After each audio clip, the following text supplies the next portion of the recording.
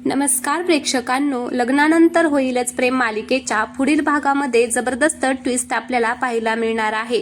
विजयचा sir दुसरा तिसरा कोणी नसून भास्कर आहे आणि एवढे दिवस भास्करच्या सांगण्यावरूनच देशमुखांच्या घरामध्ये विजय राहायला आलेला आहे, ते आज आपण पाहणार आहोत। तर चला सविस्तर व्हिडिओला सुरुवात करूया।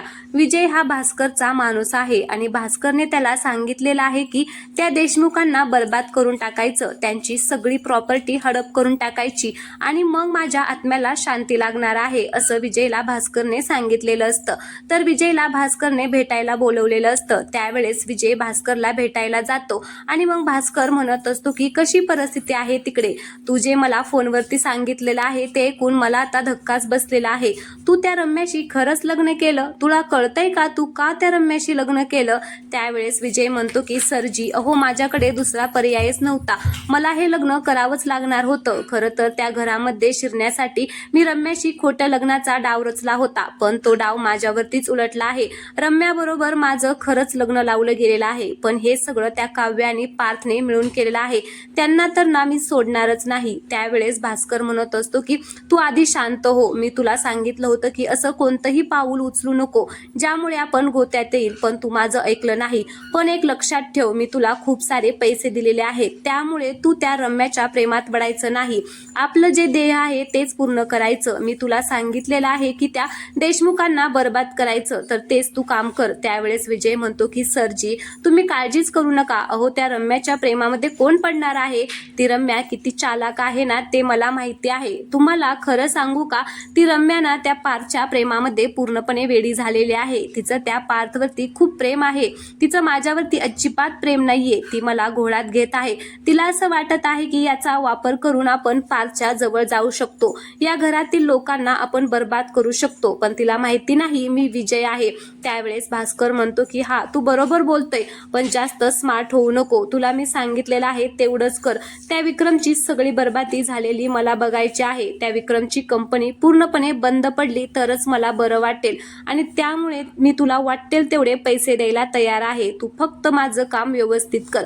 माझ्या शनयाला जेवढा त्रास झालाय तेवढा मला त्रास झालाय, त्याच्या दुपटीने त्याच्या मुलांना आणि सुनांना मला त्रास द्यायचा आहे, त्यांच्या घरामध्ये सुख शांती लाभली नाही पाहिजे आणि त्यासाठी मी तुला वाटेल ते द्यायला तयार आहे, फक्त माझं काम व्यवस्थित कर।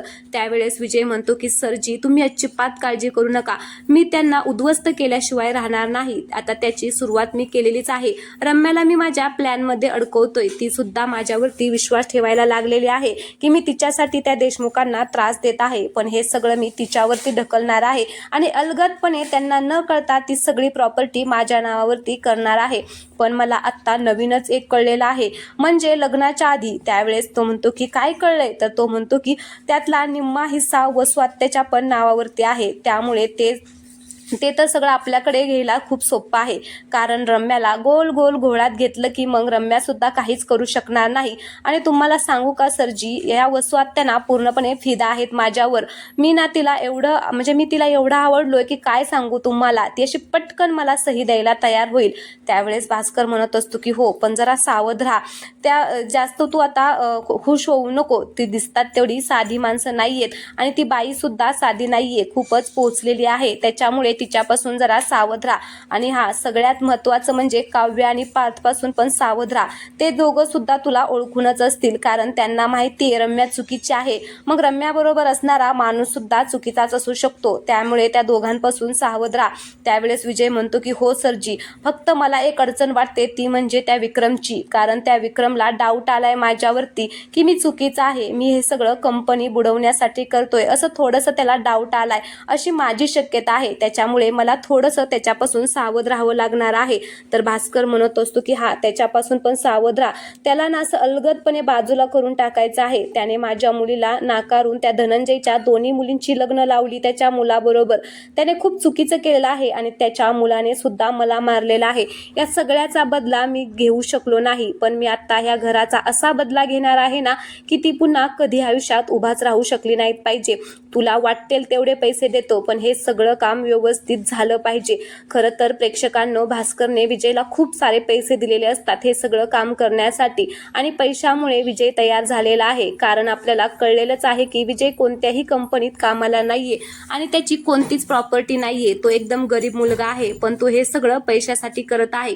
तो रम्याला असं भासवत आहे की तो खूप श्रीमंत आहे, त्याला पैशाची काहीच गरज नाहीये, त्याला फक्त रम्याशी लग्न करायचं आहे. पण तो एवढा डेंजर आहे की रम्याला त्याचा काहीच पत्ता नाहीये. रम्याला असं वाटतंय की मी त्याचा वापर करून घेते, पण खरं तर विजय रम्याचा वापर करून घेत आहे. या सगळ्यांना बर्बाद करण्यासाठी भास्करने खरं तर त्याच्या मुलीसाठी हे सगळं करायचं ठरवलेलं आहे. कारण त्याची मुलगी शनया, हिला पार्थ बरोबर लग्न करायचं असतं, पण पार्थने काव्याबरोबर लग्न केल्यामुळे तिला जबरदस्त धक्का बसलेला असतो. त्याच्यानंतर मध्येच एक प्रकरण झालं होतं ज्याच्यामध्ये नंदिनी आणि जीवाने त्याला अडकवलं होतं, पण त्यामध्ये सुद्धा जीवाने हुशारपणा करून ते प्रकरण हाताळलं होतं आणि भास्करला जेलची हवा खायला पाठवली होती. पण आता भास्कर बाहेर आलेला असतो आणि त्याने जीवानंदनी, पार्थ, काव्या सगळ्यांचाच बदला घ्यायचं ठरवलेलं असतं. तर त्याने सगळ्यात आधी असं ठरवले की विक्रमची सगळी प्रॉपर्टी आपल्याकडे घ्यायची, कंपनीचं नुकसान करायचं. त्यामुळे आता विजयला त्याने निवडलेलं असतं. तर आपण पाहिलेलंच आहे की जे कॉन्ट्रॅक्ट पार्थला मिळणार होतं ते कॉन्ट्रॅक्ट विजयने भास्करच्या मदतीने हिसकावून घेतलेलं असतं आणि मग त्यांच्या कंपनीचं खूप सारं नुकसान झालेलं आहे.